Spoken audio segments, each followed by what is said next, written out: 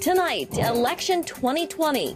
Could there be a shift in power in the Senate? Democrats have found good challengers. They are well funded. Details on how a blue wave could form on Capitol Hill. Plus, there are real disagreements about where the limits of online speech should be. Big Tech takes the hot seat. The latest on today's testimony before lawmakers. And we are late on rent currently, which is really hard to swallow. How small businesses are struggling as a second wave of COVID cases sweeps America. All this and more tonight on Faith Nation.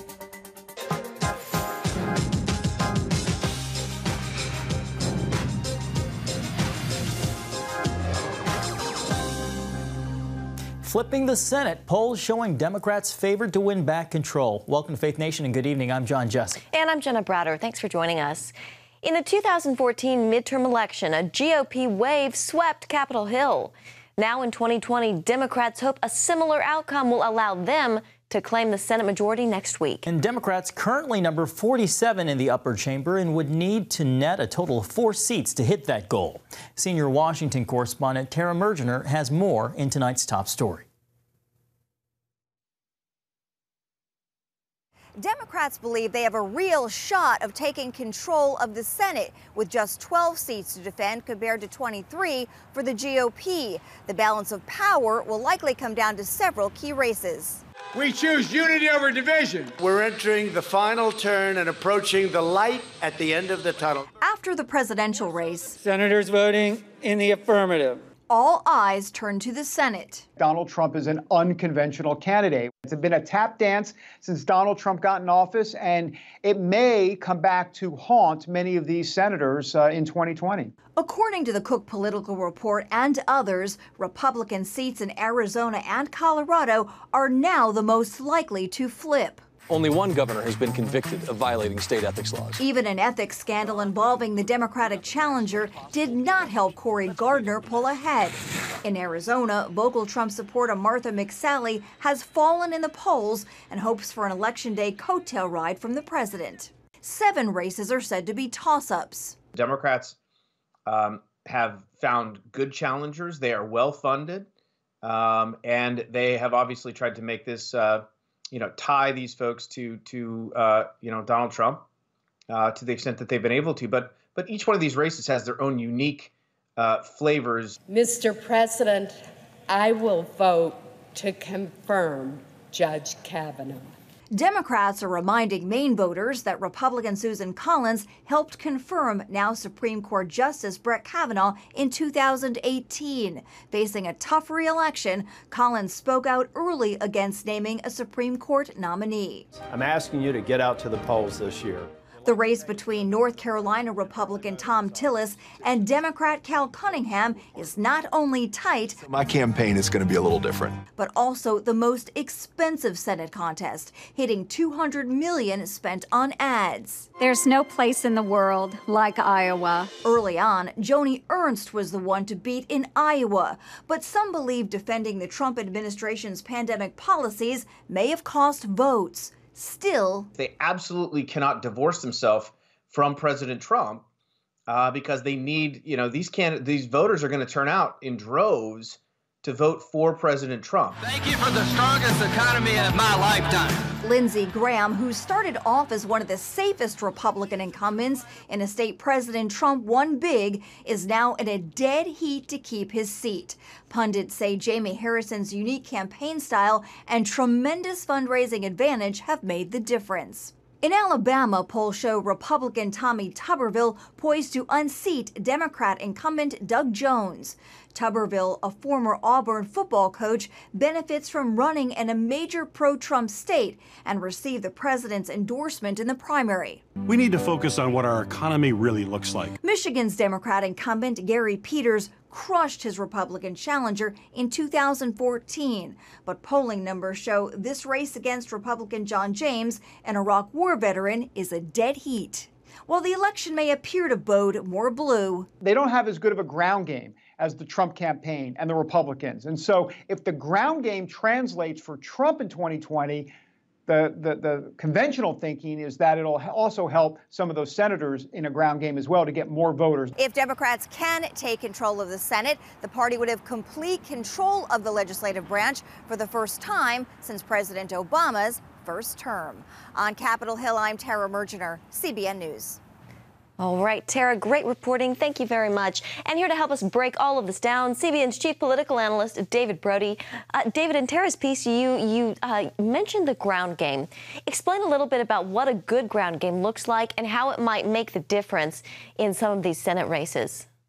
Yeah, you bet. Sorry, my light just went off, which, by the way, I may be better in the dark, actually, now that I think about it from a television perspective. But Jenna and John, look, the truth of the matter is places like North Carolina, where Tom Tillis is in a fight for his life, Iowa, Joni Ernst as well. The ground game will be very robust by Republicans, and I think that's important to understand. It'll be robust there because those are battleground states for the president of the United States race too. And here's the thing, many evangelicals, many conservatives, many rock rib Republicans, there's a concerted effort in those states specifically to get the president over the top. And that hopefully, if you're a Republican, will help Joni Ernst and Tom Tillis. So there are certain states where it'll help more Republicans rather than some of the other Republicans that might be left high and dry. For those of us who see ourselves as armchair politicos, David, what Senate races do you suggest paying careful attention to in the last concluding 6 days of the vote? Well, there's so many, John. You got to start in Colorado with Cory Gardner. He's in big trouble for sure. Susan Collins in Maine is in trouble. Tom Tillis. Can I go down here? Why don't we just list in trouble and just here you go.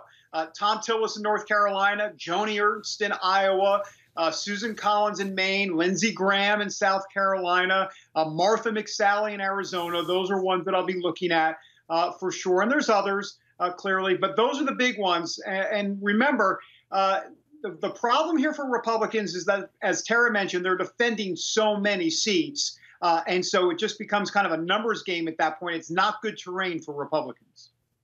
David, let's talk about the presidential race. New polling out today from ABC and the Washington Post showing Joe Biden with a 17-point lead in Wisconsin. A Trafalgar group shows a much closer race, Biden winning by only about a half a point there. David, your thoughts on Wisconsin? Well, let's start with Trafalgar for a quick second. Trafalgar has been actually very, very accurate. It does lean more conservative. It does lean more Republican, if you will. But let's also remember, they were very accurate in 2016. And John, Jenna, you're telling me Joe Biden is up 17 points in Wisconsin?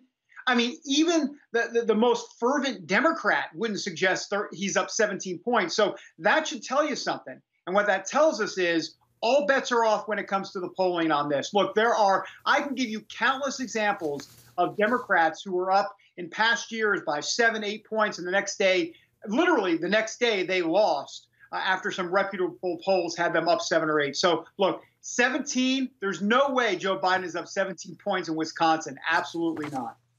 David, real quickly here, the Cook Political Report has moved Texas to a toss-up. How likely is it that President Trump will not win Texas this go-around? Well, it's unlikely that Joe Biden will win Texas. It's very likely that Donald Trump will win Texas. And let's remember, no one's saying that Donald Trump's going to win Texas by 10 or 15 points in previous years. Instead, it's going to be a little bit closer, 5 points. But it's a demographic issue for sure. All right. CBN Chief Political Analyst David Brody. Thank you so much, David. Thanks, David. Well, big tech drilled on Capitol Hill today. The heads of 3 major social media companies testifying about potential censorship. Lawmakers questioned whether Facebook, Twitter, and Google are playing partisan politics this close to the presidential election. CBN national security correspondent Eric Phillips with this story. Eric? Jenna, the atmosphere could not be more charged, nor the pressure higher than it is right now. The catalyst? Facebook and Twitter blocking or severely limiting access to a New York Post report about Hunter Biden because they say they believed it was questionable.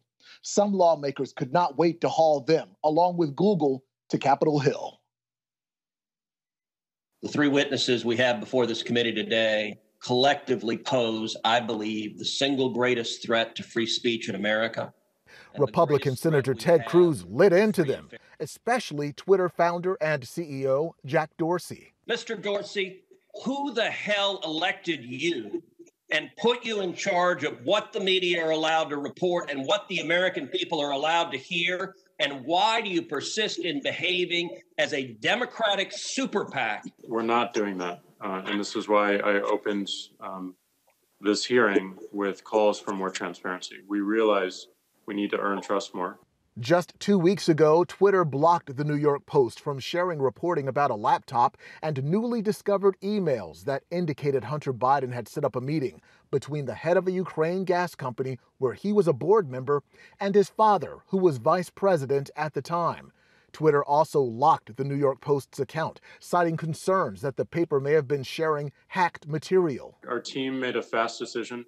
The enforcement action, however, of blocking URLs, both in tweets and in DM, in direct messages, we believe was incorrect, and we changed it. Republicans charging the companies don't treat everyone the same. For example, when the president's tax returns were illegally leaked, neither company acted to restrict access. Another big issue talked about was Section 230, a law that provides immunity from liability for providers that publish information by third-party users. The president calling for the law's repeal. Section 230 is the most important law protecting internet speech. And removing Section 230 will remove speech from the internet. Democrats arguing the mere fact that this hearing happened less than a week before the election makes it, quote, a sham. What we are seeing today is an attempt to bully the CEOs of private companies into carrying out a hit job on a presidential candidate. Each CEO was asked point blank if they believe themselves to be the referee for free speech in this country. Each one answered no. John and Jenna. All right, thank you, Eric. Well, next week, Amy Coney Barrett, the High Court's newest justice, will hear her first Supreme Court religious liberty case. It centers around a Catholic foster care agency prevented from caring for foster kids because it wouldn't place them with same-sex couples. Here's CBN's Paul Strand. Philadelphia's government says no one can discriminate on the basis of sexual orientation. Catholic Social Services holds a biblically based belief that marriage can only be between a man and a woman. It hadn't actually turned away any gay couples who wanted to foster, but just that belief about marriage alone got it booted out of the foster care business with Philadelphia. Beckett is fighting for Catholic Social Services, calling this a violation of the agency's religious liberty. This is a really landmark case for religious liberty. It's about the power of the government, whether the government can force you to change what you believe when you're trying to be a part of the solution, when you're trying to identify a social ill and really be there to make a difference. Philadelphia's tossing out Catholic Social Services had an immediate negative impact. The day after this policy was put in place, the city of Philadelphia said that there were 300 homes that were needed for these children. One of the foster moms in this case says Catholic Social Services could have helped many of those children who went unfostered. Our communities are negatively affected. We have more crime. It's just an extremely vicious, nonstop, growing cycle of devastation. Alvarado says government can't just order people of faith to change their religious beliefs. A lot of people don't realize that religious beliefs are not like policies. Religious beliefs are things that come from the foundational teachings of a religion. They are very, very old. So you can't just swap them out for what government says you should believe. Paul Strand, CBN News, Washington. Thanks, Paul. Losing their life's work, the struggle for small businesses in the age of the pandemic. After this. To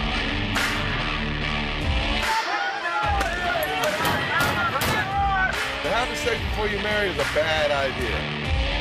Don't tell me there's no such thing as gun violence. That just depends on your definition of when life begins. Watch Dan and Dale tackle trending topics that test your faith on the next Faith Wire, Monday night at 9:30. The Global Lane takes you around the world, providing facts over fiction. What might rising trade and geopolitical tensions mean for you on the home front? With over 45 years of experience, award-winning journalist Gary Lane brings you the truth from a global angle. What about the issue of immigration? World news analysis you won't see anywhere else. And it's all right here on the Global Lane. Watch The Global Lane, Thursday night at 9:30.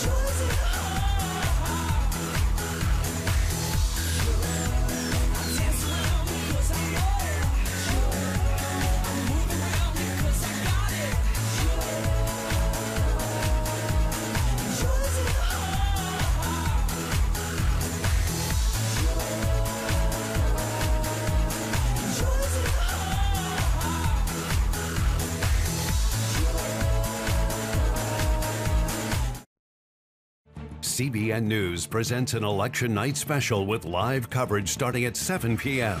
Get updates on the campaigns, plus analysis on the shifting balance of power. Watch on the CBN News Channel or on the CBN News app. Well, welcome back. 11 states are reporting record high numbers of coronavirus-related hospitalization. That as 45 states see a rise in overall cases. It's causing concerns of the possibility of new lockdowns. The first signs of that in Chicago, where Illinois Governor J.B. Pritzker is now banning indoor dining for a second time. In Wisconsin, the governor there is urging people not to leave their homes, describing the state's rising cases as, quote, an urgent crisis posing an imminent risk. Well, Wall Street took a dive today amid the growing numbers of COVID cases in the U.S. The Dow Jones ending the day down 942 points, the S&P down nearly 120 points, and the Nasdaq down more than 425 points. Wall Street has seen sliding stocks all week due to growing concerns of possible new lockdowns. Years and years of hard work usually goes into building a small business. But now, John, many owners stand to lose everything because of this pandemic. And with another round of coronavirus relief nowhere in sight, how long can these struggling business owners hold out? Caitlin Burke brings us that story. Businesses have cut costs, made sacrifices, and gotten creative. Still, nearly 8 months into the pandemic, many now face permanent closure. Retail is you buy everything on the front end and then you make your money on the back end. So we've had to live off credit cards through the pandemic. We haven't had the money coming in. So if I've got to crawl out of this hole, what do I do? Lisa Jones owns a boutique in Bentonville, Arkansas. Rather than taking a paycheck the last few months, Jones opted instead to keep her staff paid. That helped stretch her government stimulus money through June. But after a struggling summer, October brought a new low. We are late on rent currently, which is really hard to swallow. I've never in my life not paid something on time. I didn't take out a loan when we first opened this business, so it now feels very suffocating to know that this could be the end of something that, was started off so debt-free. Jones is closing her brick and mortar shop at the end of the month, focusing instead on increasing online sales. If that falls through, she will likely close down permanently. You still want to feel like you're that person, that woman that built something on their own. So when you have this fear of it closing in such a unexpected way, you hope that if you were to close that it was on a good note. According to a new Alignable poll, 36% of small consumer retail businesses might not make this month's rent. Meanwhile, the restaurant industry faces an even more uncertain future. I feel like I've been on a merry-go-round that just kind of keeps getting faster and faster, like when we were kids, and who was the last one to hang on before it threw you off. Michelle Pitot is the chef and owner of the Bastille Brasserie in Arlington, Virginia. She says without more government help, a majority of her industry won't survive the winter. You know, yeah, I'm asking for a handout in some ways. I've tried everything I can. This isn't to pull yourself up by your bootstraps, make something of yourself. I've already done that. I just need help over the bump. And this is a really big bump.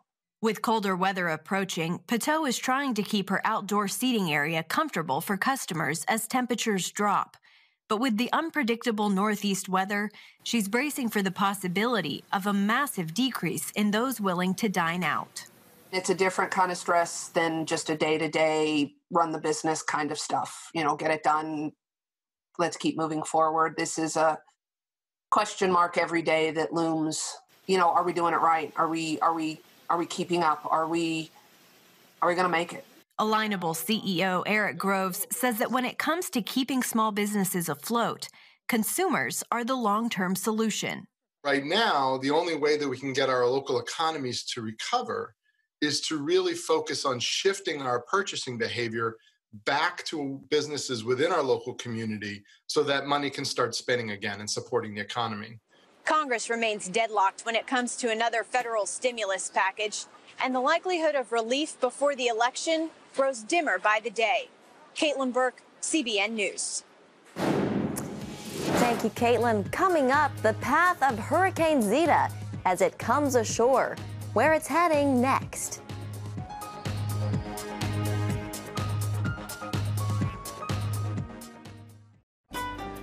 Want to be a part of a community that inspires your spiritual growth while winning prizes?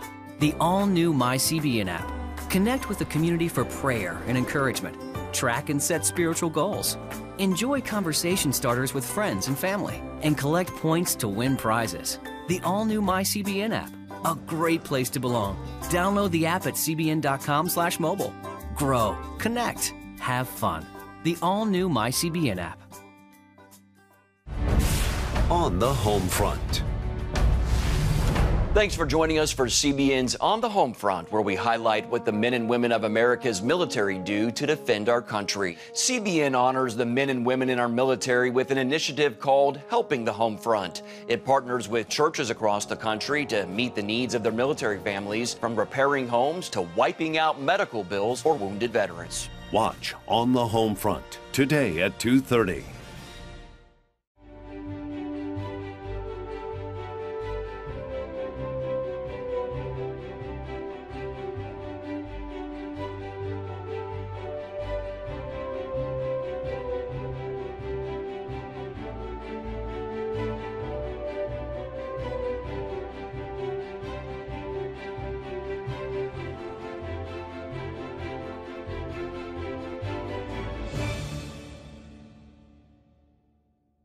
Too often, we carry baggage from our past. You know what it's like. It affects everything and everyone in our lives.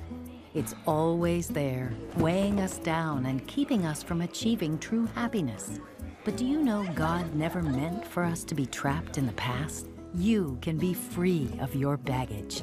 Learn how God's forgiveness leads to changed lives and new beginnings. Call the 700 Club. Heavy rain and high winds are the biggest concerns tonight as Hurricane Zeta sets its sights on the Gulf Coast. Hurricane warnings in effect in Louisiana and Mississippi, with New Orleans expected to take the storm's landfall full brunt. CBN's George Thomas reports. Their faces tell the story. For thousands of Louisiana residents still trying to recover from Hurricane Laura, news that a fifth storm this season is heading for the Big Easy is exhausting. I'm physically and mentally tired. Forecasters expect Zeta will make landfall as a Category 2. The storm's eye wall expected to move over New Orleans, bringing heavy rains, dangerous and damaging storm surge, plus winds in excess of 90 miles per hour. The city of New Orleans is prepared Seems like more and more prepared every single time, and we're wanting to encourage our residents, our visitors, do not have any fatigue. Hurricane warnings stretch from Morgan City, Louisiana to the Mississippi-Alabama border.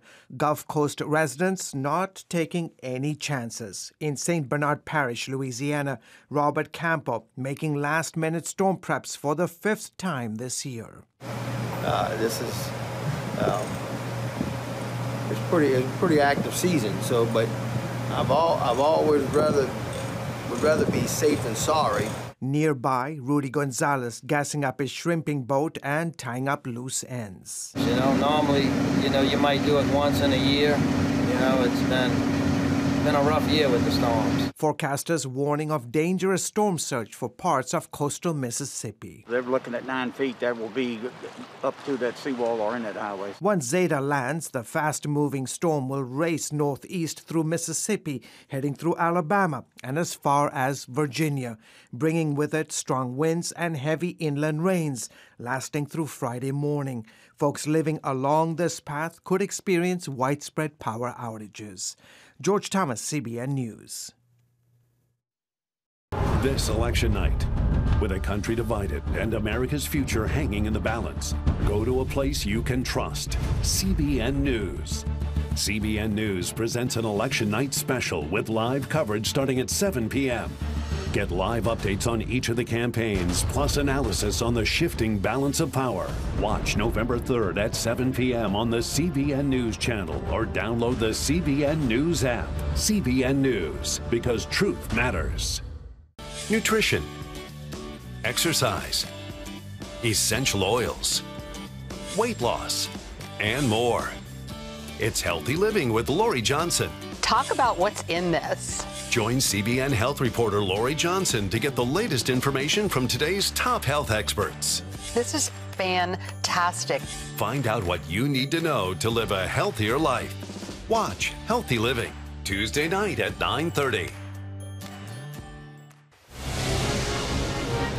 Woohoo! Hi, Superbook fans. Here's something else you'll love.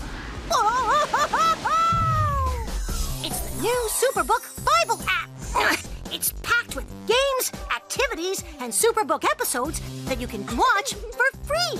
Oh, no! There's trivia, a fun daily devotional, and answers to your Bible questions. Plus, an easy-to-understand Bible the whole family will enjoy. You can even create your own Superbook character. Ta-da! Whoa! The Millsburg Falls man coming... Sorry, pardon me. Sorry, excuse me. Ouch! Are you getting this? Earn super points to win daily prizes, too. And so much more! Time to get back to my adventures. See you soon. It's the new Superbook Bible app. Free downloads on iTunes, Google Play, and Amazon. Finally, night, no surprises here. Trick-or-treating will look a little different this year for kids. Yeah, while masks are usually a costume staple, of course, this year they'll be required for most kids because of COVID-19. Well, in Pennsylvania, a giant pumpkin is helping encourage kids to stay safe. Each year, Joel Kiefer carves a giant pumpkin to raise money for his community. You can see it there. That's huge. This year, the nearly 1,200-pound pumpkin features a smiling face wearing a COVID mask. That's enough pumpkin for a big pumpkin pie, Jenna. He's cute. Yeah, pumpkin pie. Thanksgiving on my mind. All right, have a great night, everybody. See you again tomorrow.